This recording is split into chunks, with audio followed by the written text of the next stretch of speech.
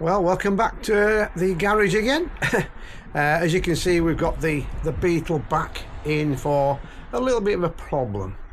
If, like me, you've got the van or the car and you're driving, you can smell petrol, first thing you're thinking about is, where's the leak coming from? It's going to cost me money. Nobody wants to lose that money, but obviously it's a danger when you're driving. So we started to investigate on this this smell, and we wondered where it was coming from. Initially it seemed to come from the front of the car, but also while you sat in the cabin, really strong smell. So we thought at first that it was coming from under the seat. Now, under the seat on the back of the car, we've got a little cap we can take off. Now, once you take that cap off, you can get to the fuel pump and the filter, and we thought the seal had gone round there, allowing the vapours to come into the car. Nice and dry under there, so it wasn't that. Next thing we looked at was, is there any visible leaks on the engine? Nothing at all. So we took it out for a run, again smelling petrol, came back here, and what we're going to do is investigate it. Now, while I've been doing my investigations, I've had a look on the internet, and somebody's come up with a possible problem area. I'm not sure if it's just for the 1.2 TDIs that we've got in this particular Beetle, but it may be through all the range. So let's take a look at what we are going to be looking to cure. So this is the engine on the 1.2 TSI. As you can see, it's dry everywhere. But what we have found is that there's a little valve in here. It's a one-way valve, and I think it's something to do with the emissions on the car. So apparently this valve snaps off, part of the plastic goes in the engine, and the rest of it allows fumes to come out of the engine into this area, thereby getting into the cabin. So let's look at that valve first.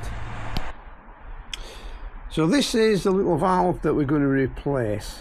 Now, I've been told that this is a one-way valve, so it allows air or circulatory gases to come out or to go back in, and it's fitted somewhere down here somewhere. So what I've been advised is to take this lot off and then search around this area and see where I can find a pipe going into the engine. So let's take that off first. So I'm looking at the car, we've got a couple of pipes that will clip off this.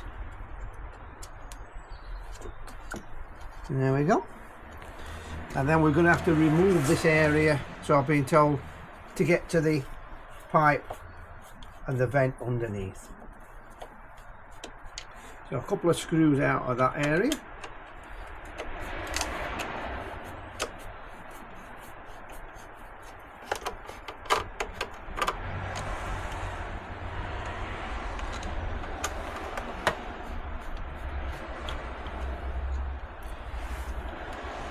And then we're going to move this retainer off the inlet for the turbo.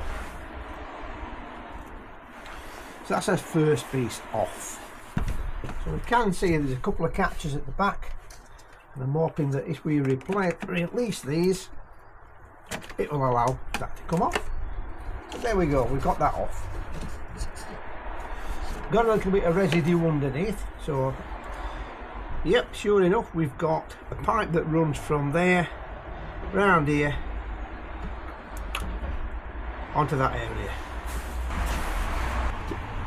So if we take a closer look at this, it looks as though something's broken off here, and if we look closely into the engine area there, we can see a little insert. So I think myself that is the one that's broken off. So it should be relatively easy to fix the new one. So hopefully this will just pull off. There we go.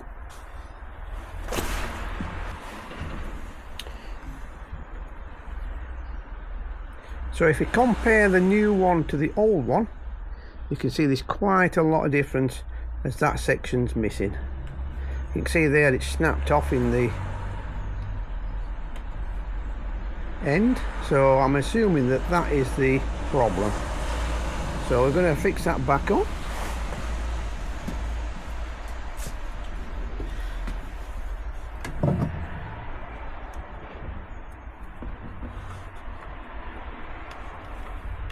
There is a little recess here on the case. That looks like where the filter or the valve fits.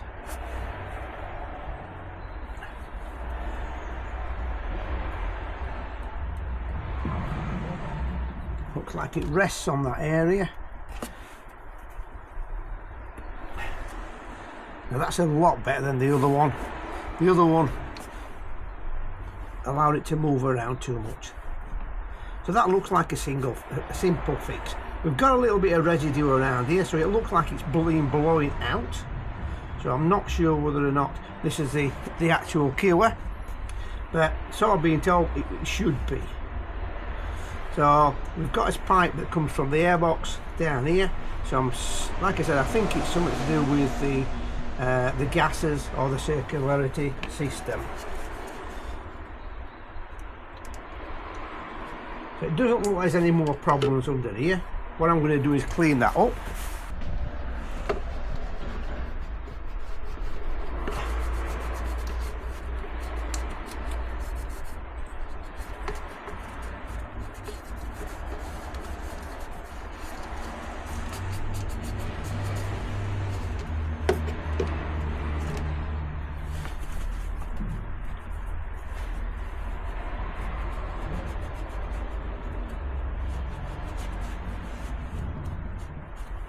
So that now looks nice and dry. So we should be able to just pop this back on.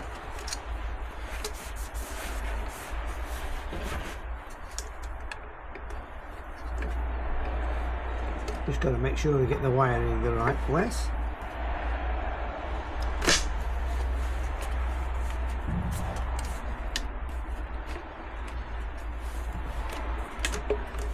I think we've got to put the front bit on first. That's got a seal on it before we can get the back piece on. There we go. So that's all the way to the front.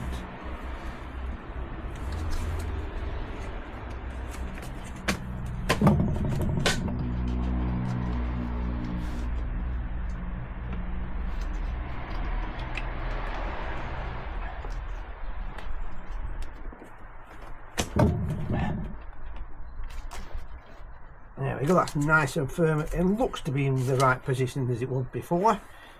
We'll bring this pipes over the top, put them back in the saddles where they came from. Feels nice and secure, that. And then we've just got the clamp to do at the front. So we've just got a couple of Torx screws to go in the front.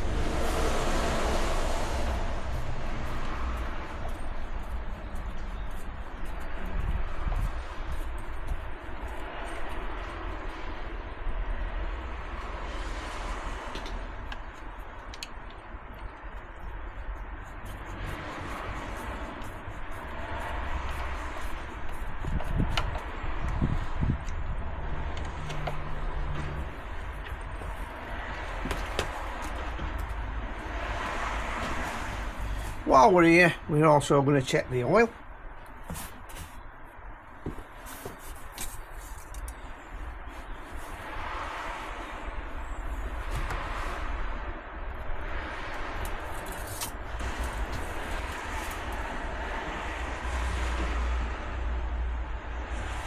We're about halfway up the stick. So that's all good and fine. So that may be the cure for this fuel leak.